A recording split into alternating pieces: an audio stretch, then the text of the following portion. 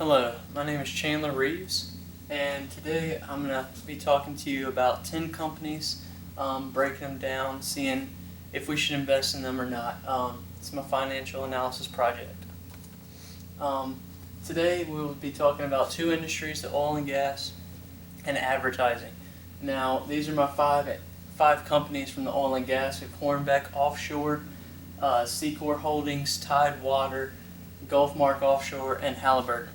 We're going to start off with Hornbeck Offshore. Now, this is just an overview of all five companies. I'm taking the return on equity for the last 5 years for all five companies. Just kind of gives an overview really quick. And we're going to break down each and every company and really see what you're driving each ROE. Hornbeck is the first one. We really see that they started off better. I mean, every company seems to have declined. We had sort of a recession there in 2008, but they started to decline, but they started to pick back up. Now let's see what's really driving their ROE. It is kind of low, but we'll see. Really, they're taking on some debt with a high leverage. We want a high asset turnover, and they've kind of declined over the years, but picked it up over the last year. What's really hurting them is a tax burden. Now, their tax burden is 61.9% compared to the interest burden at 49%. Now, what we want is a higher interest burden over a tax burden. So let's now look at the EVA, the economic value added for Hornbeck. As you can see at the top, the weighted average cost of capital, their debt's at 44.2%, so almost half is debt. So that's not what we want. Economic value added at negative $172.8 billion, not so great. So we're going to move on from there to something a little better. Secor.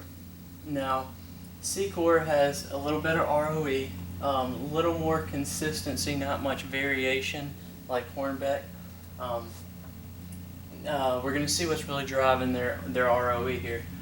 Still with some leverage, kind of kept the same amount, but recently have picked up their asset turnover in the last year, which is nice, which is good to see. Operating margin's been low. We need to pick that up to raise maybe that ROE and look a little better.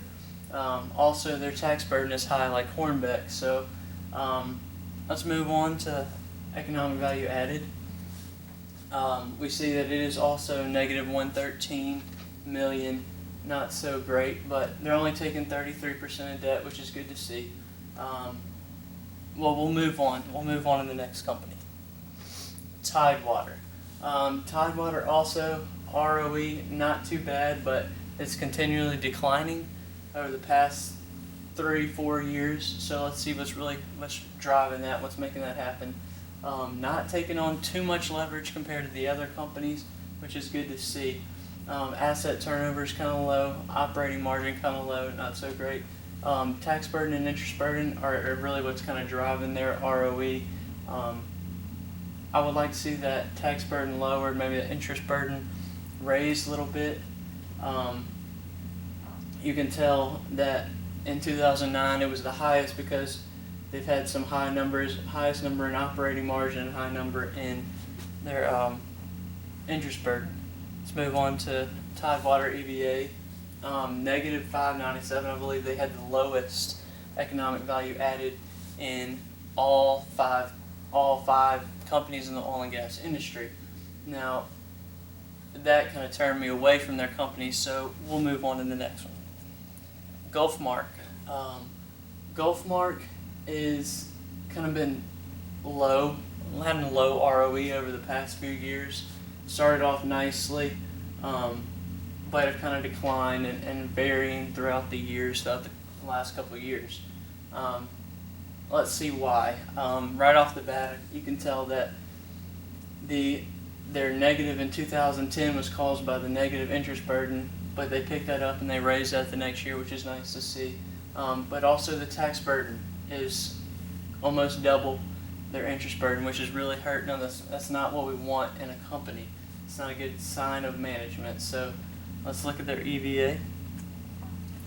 Economic value added at 118.22.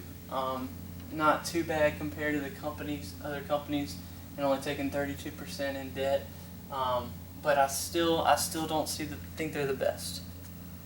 Now Halliburton's ROE has been consistent over the past few years. It's the highest. They have the highest ROE out of all the 5 companies we've looked at so far in the oil and gas. Now let's really see what's driving it. Now, tax burden's a good bit lower than interest burden. This is good to see. Operating margin, a decent. It's been steady. What I like most about Halliburton is that the asset turnover has been the highest over any of the companies we've had so far, and they're not taking too much debt. So let's look at the EVA. Economic value added is at negative 224, which I don't like, but you can also tell that they're only taking 11% on in debt, which is good to see because they're really moving in the right direction, and really that ROE is not driven by debt, which is a good sign. Halliburton, I believe they should be making more than they are, but they are doing good. They're a steady company. Who's the best in oil and gas? I believe it's Halliburton. Why? They're the highest overall ROE, and they're not taking on too much debt. Great asset turnover ratio, which is good to see. And they were a consistent company. When I'm looking at a company, I want something to be consistent throughout and not taking on too much risk. Advertising. We're going to move on to advertising. The next 5 companies: Lamar, Clear Channel, CBS, Charter Communications, and Velasquez. This is just an overall view of the past 5 years of ROE. Charter has 3 years not available, so we'll just be able to look at those 2. So let's move on. Lamar is our first company we're going to look at. ROE, not great. Negatives a few times. It's really low, but let's see why. Asset turnover, kind of low. But they're taking on a huge amount of debt. I think this was the most debt any company out of the 10 was taking on. Doesn't look too good. Their interest burden is extremely low compared to the tax burden. It's 5 times as much. So let's move on to the EVA. Economic value added at negative 153, which I think might have been one of the lowest out of the 5 in advertising, taking on 33% in debt. Not too good. I believe there's something better in these next 4. Clear Channel, also kind of a varying ROE. It's been in the negatives a few times, so that's kind of a turn-off for a company. Let's see really why it's negative. Obviously, we have some negative interest burden, which is not good to see.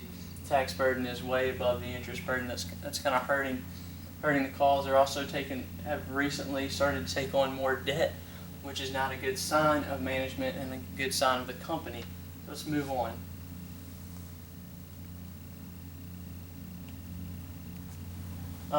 Their EVA negative 83.82, taking on twice as much debt as equity, which is not a good sign at all. So we're going to keep on moving.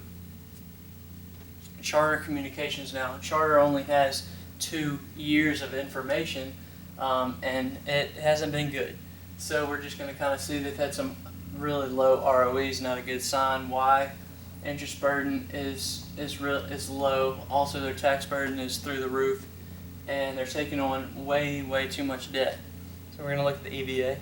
Economic value added at 130, which is one of the best things is really helping them is their EVA, but they're taking on half the debt. So we're kind of going to get away from that. It's a little risky, and move on to Velasquez, which I believe is a great company. Also high ROE, but have kind of drifted off and gone down a lot in the past 2 years. Let's take a look and see why.